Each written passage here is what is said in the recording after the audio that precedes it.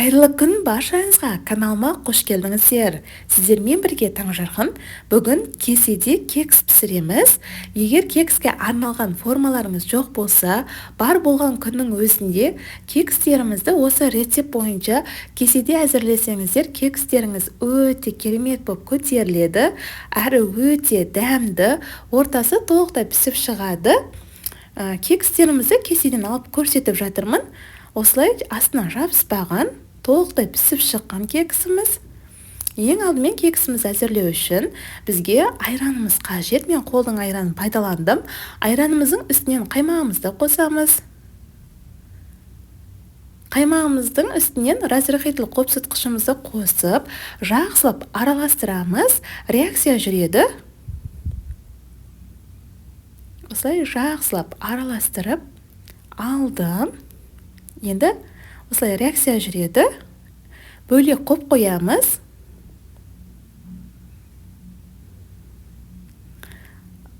Кеңдеу ыдысымызды алып, ыдысымызға 3 жұмыртқамызды құямыз. Жұмыртқамыздың үстінен шым-шым тұзымызды қосып, миксерімізбен миксерлейміз. Осылай миксерлей отыра жұмыртқамызды, шекерімізді саламыз. Шекеріміздің барлығын бірден салмай, аз-аздан сала отыра миксерлейміз. Осылай қалған шекерімізді салдым.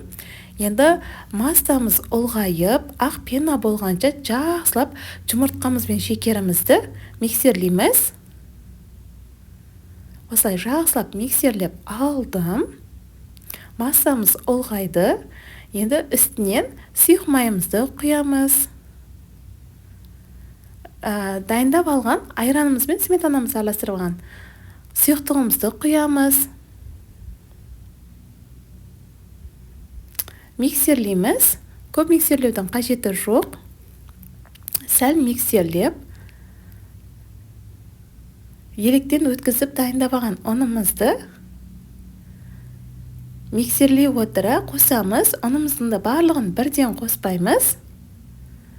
Кексіміздің құрамына не қосқаным, қанша граммнан қосқаным барлығын төменгі описание бөліміне жазып қалдырамын. Тестамызға ұнымызды осылай бөле отыра қосып, миксерлеп аламыз біркелкі болғанша. Ұнымыздың барлығын қосып алдық. Бір миксерлейміз біркелкі болғанша. Көп миксерлеудің қажеті жоқ. Осылай жақсылап миксерлеп алдым. Массамыз дайын, кексімізді пісіретін. Тесталарымыз дайын. Қатты қою да емес, сұйық та емес. Осылай болып шығады. Енді дайындаған тестамызды бөлек қойып қойып, кеселерімізді дайындаймыз. Мен 6 кесеге бөліп құйдым. Үйде егер кішкентайлау кесе болса, сол кішкентай кесеге пісірсеңіздер де болады. Осылай кесемді дайындап алып, кесеміздің жақсылап ішін майлап шығамыз. Барлық кеселерімізді, барлық шетін толықтай майлап дайындап аламыз. Осылай жақсылап майлап дайындап алдым. Енді дайындап алған тестамызды 3 қасықтан 4 қасықтан құйып шығамыз кеселерімізге.